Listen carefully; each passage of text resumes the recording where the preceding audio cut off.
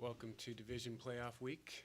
First of all, just going to share just how excited we are as an organization to be here, to have the opportunity to host a playoff game at Arrowhead, celebrate everything that's so special about Arrowhead, and really celebrate our fans. I'm going to hit on a couple points, which I think are questions you may have, and then open it up to any additional questions. First of all, we sent out a note last week. We're going to open our parking lots a little earlier than normal. Hopefully get some people in quicker and get the crowd in earlier. So 6:30 a.m. is when parking lots will open. For that first hour, 6:30 to 7:30, we'll have open park as we did for the Raiders game that Thursday night. At 7:30 will be direct parking as we have all season long. The gates will open 30 minutes earlier than normal. So that means that all gates will open at 10 a.m. Our Scout Investments Club gates and our draft room open at 9 a.m. One thing that happens with big games like this is, unfortunately, it brings out demand, creates other issues. So one thing that I want all of our fans to be aware of is counterfeit tickets. It's a big issue out there. It's been an issue across the league as you get into the playoff round. So just know that if you've purchased your ticket through Chiefs.com, through Ticketmaster, it's a legitimate ticket. If you haven't, you should check that ticket. I'd urge you to call our number, 888-99-CHIEFS, and we can help you as much as we can determine if that ticket you may have bought from a secondary or third source is a legitimate ticket. Do that before Sunday so that we can get any issues straightened out. There's another issue out there just to be aware of. We've encountered it a little bit this season already, with some people trying to convince our fans to pay them cash parking in advance of the toll booth. And they're not representatives of the Chiefs. They are out there. Be aware of that. If you are planning on paying cash for parking, and we strongly encourage you not to do that, get your parking pass in advance by going to Chiefs.com. But if you are, you will not be asked for cash until you get to the toll booth. So if somebody asks you for cash before you're at the toll booth, that is not a Chiefs representative. Do not pay them cash. Wait until you get to the toll booth. One other thing I should bring you up to speed on a little bit is we are resodding the inside of the field, just outside the numbers. That's something we decided to do. It's something that's in our plans every year as we get to this time of the year. Our guys are doing that today. Been working out the last couple days, so it will be ready to go. The addition of the heated field has really helped us keep a great grass surface. We felt like we could have got through it without actually resodding, but wanted to make sure that we put the best possible field out there for this playoff game. And with that, I'll open up for questions. What kind of concerns come with resodding the field this time of year with the weather conditions, the way they've been in Kansas City with snow and things like that? Yeah, so it's a good question. We do look at the weather forecast, and we determined our whole schedule based on that. As you know, based on the milder temperatures coming in, felt like we could do it this weekend, get it in place, and it'll be ready to go. The good news is that enough stadiums do this on a pretty regular basis that you can predict exactly what's going to happen. It's always something that our grounds crew is a little nervous on, just because you want to see everything come off the truck the right way, you want it to go down the right way. But there's enough lead time between now and then to get anything sort of situated. Mark, about how many tickets do you have left for Sunday's game? Yeah, so I should have mentioned this at the beginning. I think most of you know this, but playoff games are league-controlled games. So the way it works is the league gives you a number that you have to hit, and then beyond that, you sell tickets. We hit that number late last week, so technically we're sold out. There are tickets out there. We hold a bunch of tickets for league requests and networks, et cetera, and then they may go into the marketplace. There are singles, there are club seats out there, but we're basically sold out. I saw a lot of ads during the games this weekend for tickets. Did you guys do a strong business this weekend, or what? Yeah, actually, if you look at the timing of it, when we clinched the home game in San Diego, that Monday and Tuesday were two of the biggest single game sales days in record for the Chiefs organization. So the other thing I should tell you is that the way we do season ticket or playoff tickets now with the pre-ordering and reserving with our season ticket members, by by the middle of December, really, about 90% of our season ticket members had already reserved their playoff tickets, so that just reduces your pool. The ads you saw this week are getting people excited for the weekend coming up and just being part of this great event. Whatever's out there as far as tickets, you're they'll be gone, you're convinced, by Sunday? Oh yeah, yeah. We're basically there now. With the secondary market, there are a bunch of tickets that are in the marketplace. You see those values are going up. Like I said, there are singles, there are clubs, there are things like that. But for the most part, we're basically sold out. The Steelers tend to travel pretty well, Yeah. you know. Are you Yeah. expecting a lot of Pittsburgh fans here? Yeah, they're a great franchise. They travel well. It's playoff football. So just like our fans showed up in San Diego, I'm sure they're going to show up here. And the secondary market creates that market for them. So there'll be fans in the stadium. I've had a couple different people ask me about some of the, apparently there's been some like fluctuation in these prices. Some of these, I guess, swings are a little wild. But is there a way to like explain that? Just one day it's like it's $2.15, the next day it's $3.25. It just depends. I've had a few people ask me about that. Yeah, there are a bunch of variables in the secondary market. So one of the really cool things about the market is you can track it now, right? You can look at the data over the past couple of years. You can look at various markets. And everything's a little different. One of the things that accounts for that swing is these are individual sellers and buyers. So that seller may have a big number on it just to see if he can get it or she can get it. And that may swing the next day when they realize it's not out there. But it's a viable, liquid, moving market, and it's out there. You obviously meet with Clark Hunt fairly. You guys talk a good amount. Just in your discussion with him over the last month or so, have you gotten a sense about whether or not John Dorsey will be back? Well, I think Clark said not too long ago, and I agree with him, that we're really excited about the job that both Andy and John have done. As you know, we don't talk about contracts, and I'm not going to be the one who talks about it. Hey, just in talking to him, has he communicated a desire to stay at all? Have you been talking to John? Have you gotten that sense from him? I will tell you this, Andy and John are focused on this ball game. One more thing on the field. Is there a way to test its readiness, so to speak, like the day of the game? I'm guessing people walk the field and things like that, but is there something additional? Yeah, so we'll actually, it'll go down today. We'll be fully tested prior to tomorrow and the next day. We have a bunch of tests that we run on it. We have actual tests that the league runs on it. We'll do that prior to this weekend. So we'll know exactly where we are, but I have no concerns about the field. We'll be in good shape. It's been made Sorry. of the football perspective of what the home game and the bye week and all Yeah. of this for the playoffs, but from a business perspective for like local businesses, just what's the impact of getting that home game? Yeah, so the biggest thing it does is it extends the season. So it extends the value for all of our partners.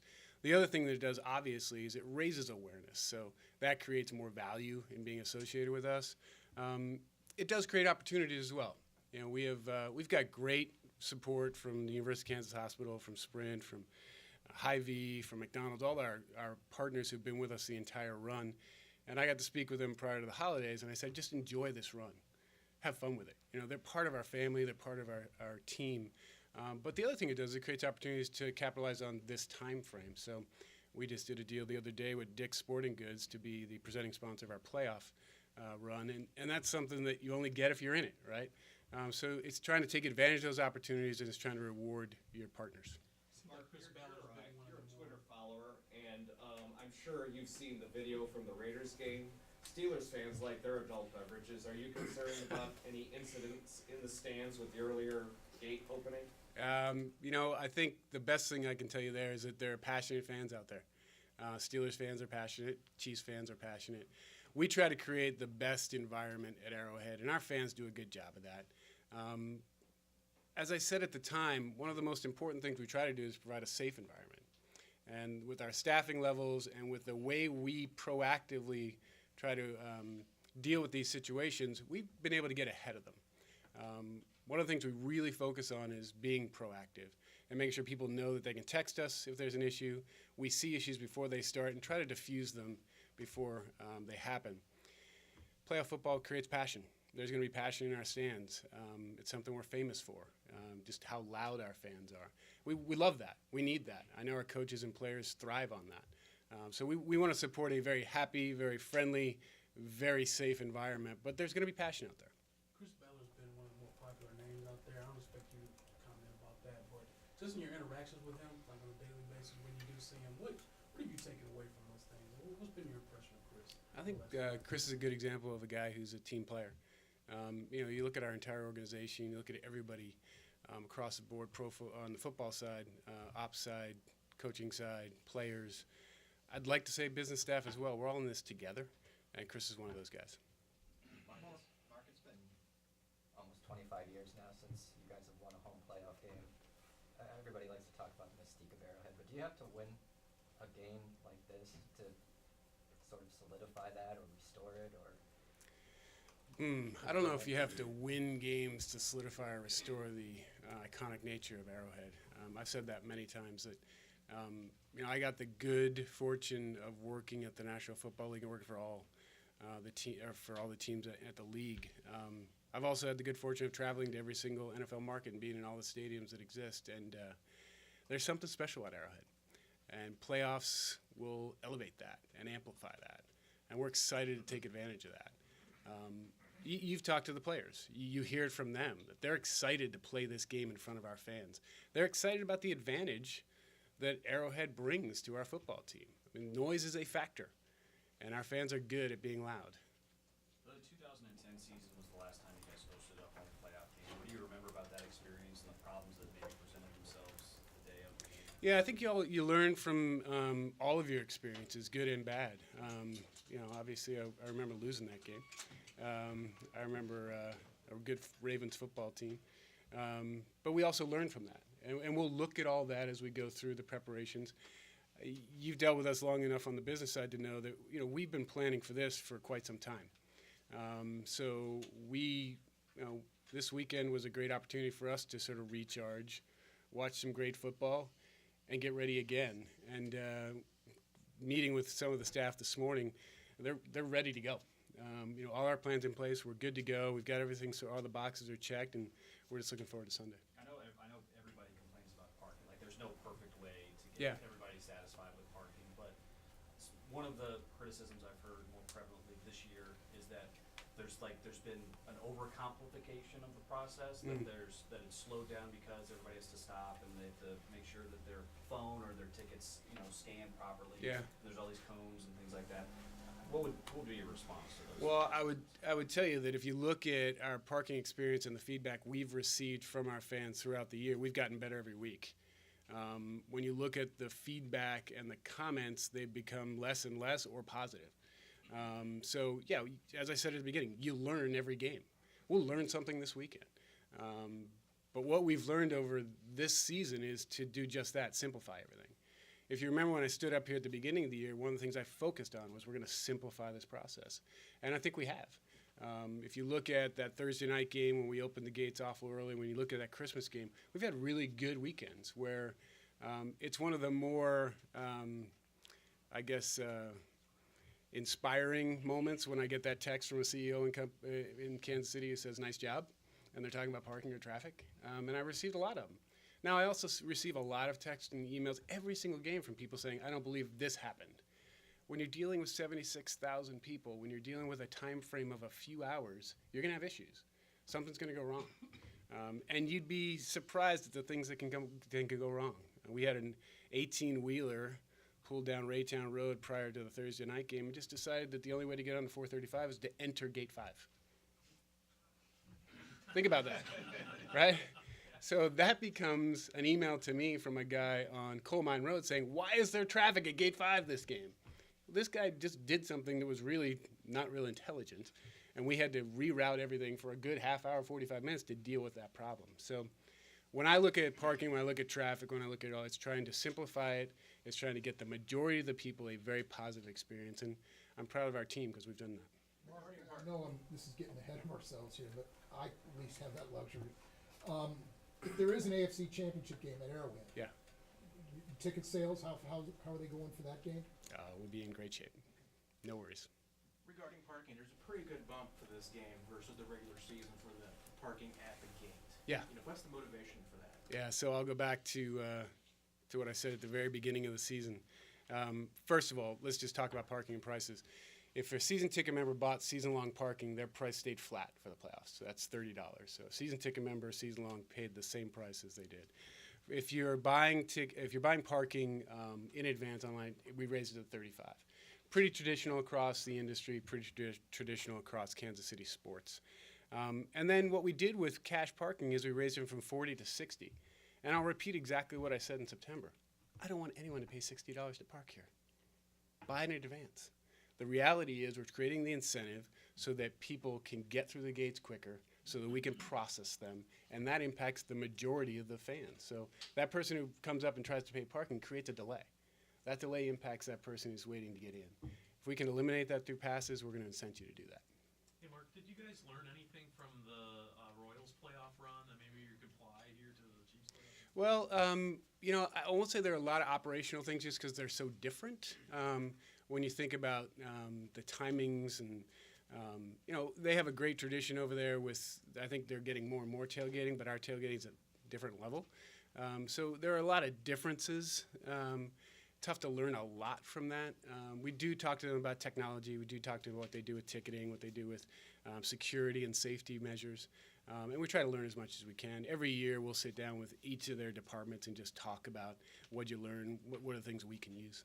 Are there any interesting new sponsor events prior to this game or something like that, like celebration? Or Yeah, I think what you've seen around town and what you continue to see is just this town coming together. You know, I saw some of the buildings are already lit up. Some of the arrowheads are painted up there. You know, our focus is, as I said, to provide a great experience and to win this game. And we want our fans to be loud. We want them to get here early and be ready to go on Sunday. Couple more, guys. Hey, Mark, in general, were your regular season ticket sales about the same as the last few years, or a little better, or where we at? Yeah, when you look at the season, it's a little different than last year, right? So just the way the season rolled out and the schedule, our premium games, our prime games were back half this year versus front half last year. So it was a very different year in terms of how the tickets tracked. One of the biggest benefits we have is we have a huge season ticket base. So if you're over 60,000 tickets, that's an anomaly in the National Football League. I think the average is closer to 45.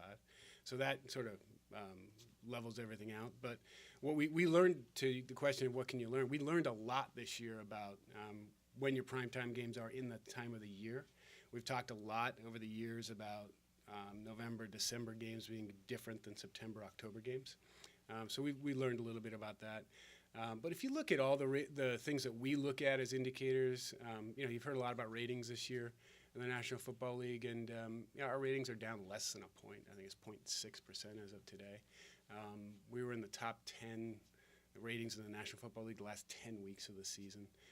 So our numbers are tracking the way they have. They're very strong in comparison to other National Football League teams, and we're very appreciative of that. The sale part of it, was it about what you expected then? Was it a little better or worse? In terms of ticket sales, it's about what I expected, maybe a little better. All right, thank you guys. Thanks, guys. Thank you.